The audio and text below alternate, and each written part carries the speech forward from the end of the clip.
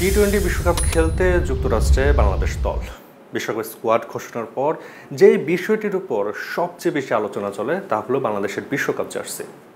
উন্মোচিত হয়ে গেছে কেমন হয়েছে বাংলাদেশের বিশ্বকাপ জার্সি তা নিয়ে চলছে নানা আলোচনা সমালোচনা।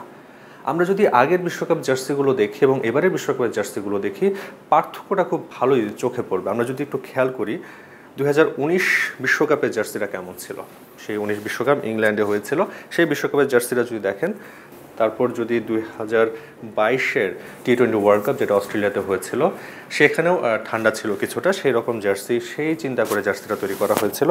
যদি খেয়াল করেন সেখানে বাঘের একটি ছবি রয়েছে এবং জামদানির উপর ডিজাইন করা ছিল এই জার্সিটা। তারপর 2023 বিশ্বকাপের জার্সি ভারতে বাংলাদেশ খেলতে গিয়েছিল, সেই বিশ্বকাপের জার্সিটাও এরকমই কাছাকাছি মানে ডিজাইন হয়েছিল।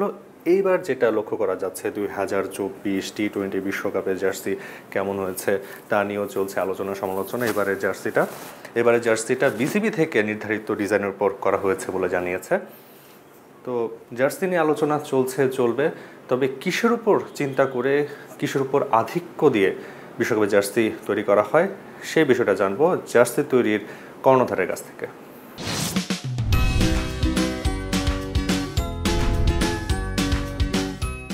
আমাদের এন্ড থেকে যেটা থাকে সেটা হচ্ছে যে ওয়েদারের ফোরকাস্টটা আমরা দেখি, গরম নাকি ঠান্ডা হলে আমরা একটু মোটা কাপড় ইউজ করার চেষ্টা করি, গরম হলে একটু পাতলা কাপড় করার চেষ্টা।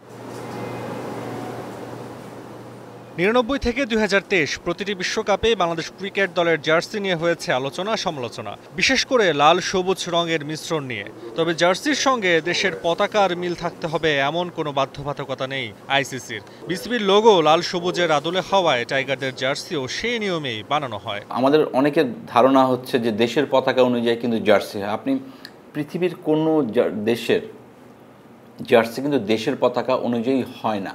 দেশের পতাকার কালার এবং আমাদের ক্রিকেট বোর্ডের যে লোগোর কালার সিমিলার, অলমোস্ট সবগুলি কালারই আছে, সো আমরা লাল সবুজই করি। বিশ্ব ক্রীড়াঙ্গনে জার্সিকে বাণিজ্যিকভাবে বিক্রি করে ক্রিকেট বোর্ড কিংবা ক্লাব কর্মকর্তারা। বিসিবি এখনও সেই পথে না হাঁটলেও অদূর ভবিষ্যতে এমনটি হওয়ার সম্ভাবনা রয়েছে বলে জানান জার্সি নির্মাতা প্রতিষ্ঠানের এই কর্তা। এই যে প্রোডাক্ট আমি তৈরি করি, এটার রাইট কিন্তু কারোই নাই, শুধু বিসিবির রাইট। সো বিসিবি চাইলে এটাকে বাণিজ্যিকরণ করতে পারে, বিসিবি যদি মনে করে এটা বাণিজ্যিকরণ করবে না, এটা বিসিবির কল। বিসিবি কেন যুক্তরাষ্ট্র যাওয়ার আগে দেশে জার্সি উন্মোচন করলো না তা নিয়ে চলছে সমালোচনা। তবে যাই হোক, দিন শেষে টাইগারদের পারফরমেন্সই পারে সব সমালোচনার জবাব দিতে। তাসওয়ান নাফি, এখন, ঢাকা।